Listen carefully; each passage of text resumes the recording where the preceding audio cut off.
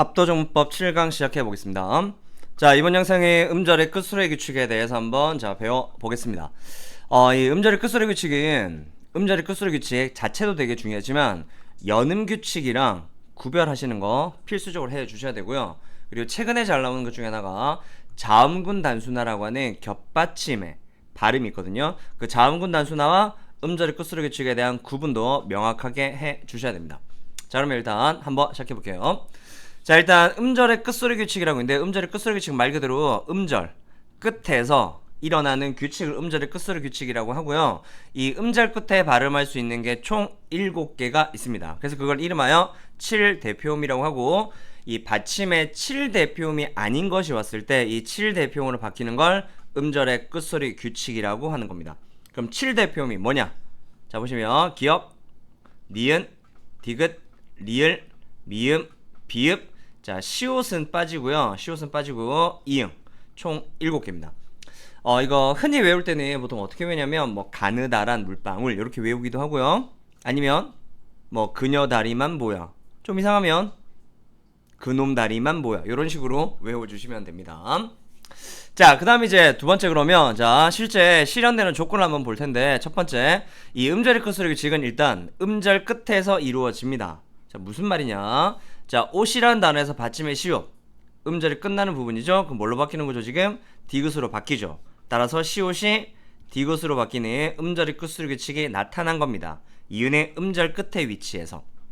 자, 두 번째는 자음으로 시작하는 말 앞에서 끝소리 규칙이 적용이 돼요. 그러니까 예를 들면 옷이라고 하는 단어가 뒤쪽에 디귿이 왔을 때 역시나 뭘로 바뀌죠? 디귿으로 바뀌죠. 그럼 음절의 끝소리 규칙이 적용되는 겁니다. 자, 그 다음에 자, 세 번째가 있는데, 자, 모음으로 시작하는, 즉 뒤쪽에 모음으로 시작하는 말이 왔을 때 그 뒤쪽에 있는 말에 실질 형태소가 오게 되면, 즉 옷 뒤에 안이라고 하는 모음으로 시작하는 말인데, 이때 안이 실질적인 뜻이 있는 거죠. 이렇게 실질적인 뜻이 있을 때 음절의 끝소리 규칙이 적용돼서 디귿으로 바뀌고 난 뒤에 뒤쪽으로 넘어가게 됩니다. 자, 이렇게 되면 1번에서 3번까지 조건은 전부 다 뭐냐면 음절의 끝소리 규칙이 적용되는 상황이라고 보시면 됩니다. 자, 그런데 똑같이 뒤쪽에 모음으로 시작하는 말이 오더라도 형식 형태소가 올 때는 조금 달라집니다. 이렇게 형식 형태소가 올 때는, 즉 이라고 하는 조사겠죠. 얘가 이 조사가 형식 형태소입니다. 그럼 이라고 하는 조사가 오게 되면 이때 시옷이 어떻게? 그대로 뒤로 넘어가게 되죠. 즉 발음이 변하지 않습니다. 그럼 이걸 우리가 뭐라고 하냐면 연속으로 발음한다라고 해서 연음 규칙이라고 표현하는 겁니다. 자, 그러면 뒤쪽에 모음으로 시작하는 형식 형태소일 때는 음절의 끝소리 규칙이 일어나지 않는다고 보셔야 됩니다. 자, 이해되시죠? 음절의 끝소리 규칙은 7대표음이 받침에 오지 않았을 때 7대표음으로 바뀌는 현상, 즉 바뀌지 않으면 끝소리 규칙이 아니다라고 생각하시면 됩니다. 자, 그 다음에 이제 두 번째로 이제 이번에는 음절의 끝소리 규칙이랑 연음이랑 한번 구분을 해볼 텐데, 위에서 잠깐 봤던 겁니다. 일단 이거 두 개 구분해 주셔야 되고요. 여기서 중요한 건 우리 평소 발음이랑 조금 틀립니다. 그러니까 우리가 평소에 하는 발음이랑 잘 틀리기 때문에 특히나 조심해 주셔야 되고, 특히 뭘 조심하냐면 이 연음 규칙을 조심해 주셔야 됩니다. 왜 그러냐면 음절의 끝소리 규칙은 사실 우리들이 되게 잘 지킵니다. 그러니까 음절의 끝소리 규칙이 일어나야 될 때 잘 일어나서 발음을 잘 안 틀리는데, 그에 비해서 연음 규칙은 엄청 잘 틀리기 때문에 조심해 주셔야 돼요. 자, 일단 음절의 끝소리 규칙은 좀 전에도 보셨지만 대표음이 아닌 것이 왔을 때 대표음으로 바뀌는 거고, 따라서 모음으로 시작하는 실질 형태소가 왔을 때는 끝소리 규칙이 적용됩니다. 그런데 연음이라고 하는 거 연속으로 발음되는 거기 때문에 변동이 아니라고 볼 수 있는 거죠. 이때 뒤쪽에 모음으로 시작하는 형식 형태소가 오게 되면 연음, 즉 발음을 바꾸지 않습니다. 자, 그럼 밑에 한번 적용해 볼게요. 자, 무릎이라고 하는 피읍 받침이 있는데 뒤쪽에 이라고 하는 조사가 붙은 거죠. 지금 이라고 하는 조사. 이렇게 이라고 하는 조사가 붙으면 소리를 바꿔야 될까요? 안 바꿔야 될까요? 안 바꿔야죠. 왜? 연음해야 되기 때문에, 즉 연음이 적용돼서 무릎이라고 발음해 주셔야 돼요. 근데 그에 비해서 무릎이라고 하는 단어 옆에 뒤에 위라고 하는 실질 형태소가 오게 되면 이때는 소리가 바뀌어서 음절에 끝소리 규칙이 적용되게 돼서 무릎이라고 발음이 됩니다. 자, 한 번 더 해볼게요. 자, 부엌키라고 하는 자 키읔 발음 뒤쪽에 에서라고 하는 조사가 붙었죠? 그럼 어떻게 발음하죠? 부엌캐서라고 발음하겠죠. 즉 연음이 돼야 되고요. 그런데 키읔 뒤쪽에 안이라고 하는 실질 안쪽 실질 형태소 오게 되면 받침이 기역으로 바뀌어서 넘어가니까 음절의 끝소리 규칙이 나타나는 겁니다. 자, 이거 조심해 주셔야 돼요. 그래서 흔히 우리가 무릎이 틀린 발음이고요. 부엌에서 틀린 발음이에요. 다시 무릎이 부엌에서 다시 무릎이 부엌에서. 그래서 특히나 뭘 조심해 주시냐면 받침에 거센 소리가 있을 때 좀 조심해 주셔야 돼요. 거센 소리가 넘어갈 때 함부로 바꾸면 안 되는 거죠. 언제만 바꿀 수 있죠? 실질 형태소가 있을 때만 바꿀 수 있습니다. 자, 이거 조심하고 기억해 주시고요. 자, 실제 기출문제를 한번 풀어보겠습니다. 자, 보게 되면 지금 자, 동그라미 기억과 동그라미 니은을 바로 볼게요. 자, 동그라미 기억이 제 음가대로 그럼 소리를 안 바꾸는 거죠. 디음절 첫소리로 옮겨서 발음을 한대요. 그럼 기억은 연음이랑 관련된 설명이고요. 자, 그 다음 니은은 대표음으로 바꾸어서 옮겨서 발음하는 거죠. 그러면 대표음으로 바뀌는 거기 때문에 얘는 음절의 끝소리 규칙이라고 볼 수 있는 겁니다. 그래서 형식 형태소가 왔을 때 연음하고 실질 형태소가 왔을 때 끝소리 규칙이 적용되는 거였죠. 자, 밑에 1번 볼게요. 자, 무릎이란 단어 뒤에 이야 얘는 서술격 조사. 그럼 어떻게 발음해야 되죠? 무릎피야 따라 연음해야겠죠. 기억은 맞네요. 무릎 뒤쪽에 아래 실질 형태소 왔죠? 그러면 발음이 어떻게? 무릎 발해가 되겠네요. 따라서 음절의 끝소리 규칙 니은이 맞다고 볼 수 있네요. 정답은 5가 되겠습니다. 자, 2번 볼게요. 자, 선역 뒤쪽에 이나라고 하는 역시나 조사가 왔기 때문에 선역 키나가 되고 따라서 연음하겠네요. 그럼 기억이 맞고요. 선역 뒤쪽에 에서가 붙었네요. 역시나 형식 형태소. 그럼 선역 캐서가 되겠죠. 따라서 니은이 아니고 기억으로 발음되겠네요. 정답은 X가 되겠습니다. 자, 3번에 보니까 겉이라고 하는 단어 뒤쪽에 으로라고 하는 조사가 왔죠. 그러면 겉으로가 될 테니까 얘는 기억 쪽이라고 볼 수 있고, 그런데 겉 뒤에 아가미가 오죠. 아가미는 실질이죠. 명사니까. 그럼 다가미가 돼서 얘는 음절의 끝소리 규칙이 적용돼야 됩니다. 따라서 모두가 아니네요. 정답은 X. 자, 3번 해볼게요. 자, 배꼽 뒤에 이라고 하는 조사가 붙었죠. 따라서 치읓을 넘기겠죠. 배꼽 치. 따라서 얘는 연음이 되니까 기억. 자, 배꼽 뒤에 위는 실질. 그러면 디귿이 넘어가겠죠. 배꼽 뒤가 되겠죠. 따라서 얘는 끝소리 규칙. 따라서 역시나 모두가 아닙니다. 정답은 X가 되겠습니다. 자, 여기까지 일단 잘 이해하시면 되고요. 자, 그 다음으로 넘어가서 자, 이번에는 이 음절의 끝소리 규칙이랑 자음군 단순화를 한번 비교해 보겠습니다. 자, 음절의 끝소리 규칙과 자음군 단순화의 일단 공통점은 받침에서 일어나는 변동이라고 하는 공통점이 있는데, 차이점이 어떤 거냐? 차이점. 현상 자체가 조금 차이 나요.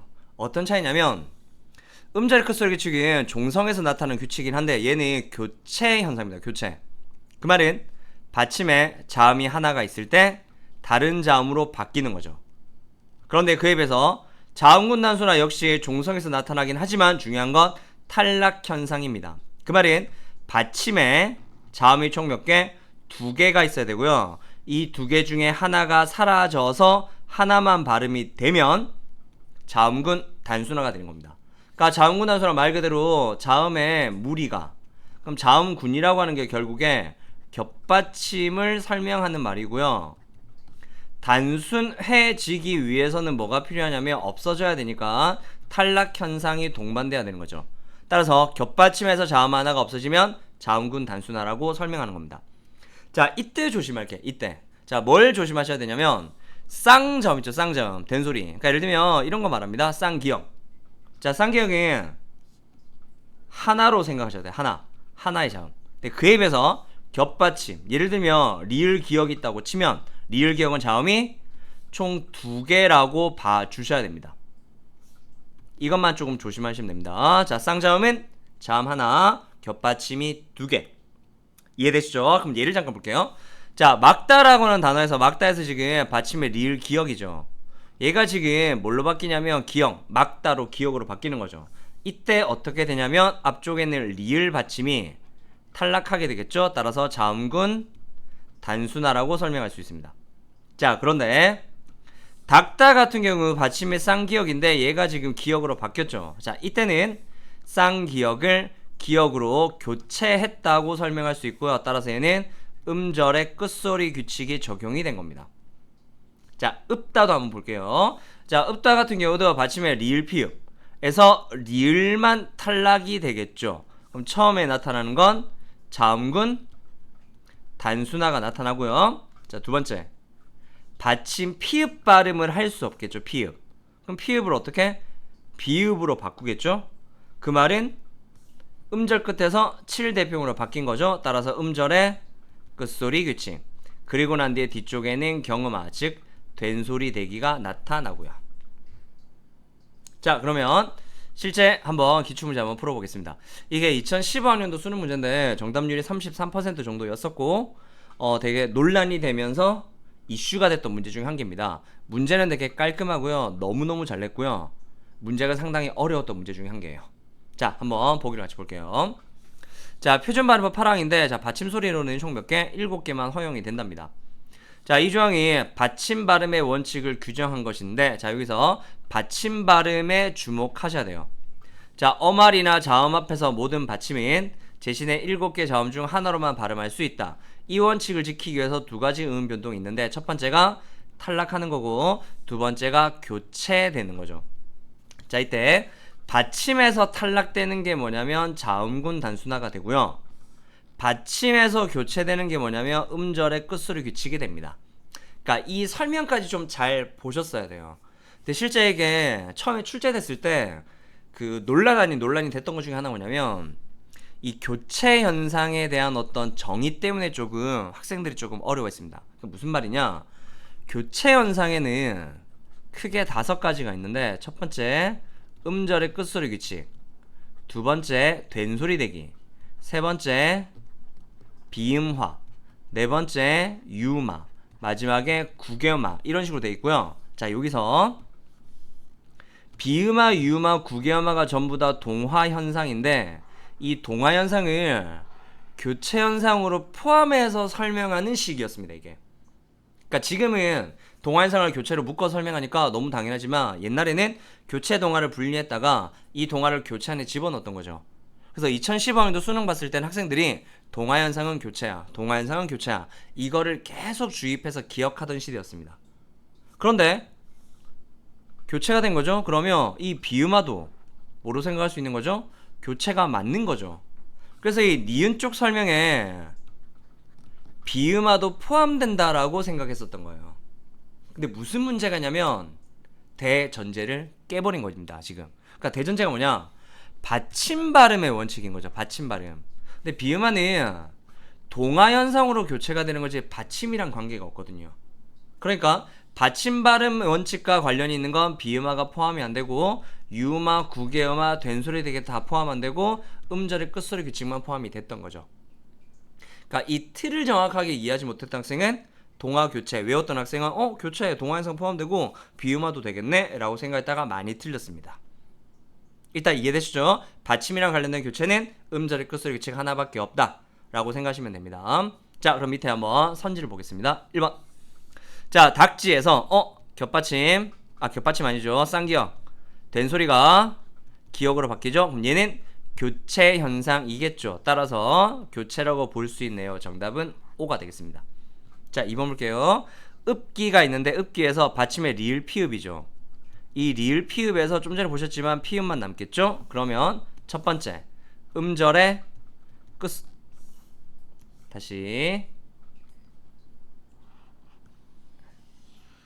다시 하겠습니다.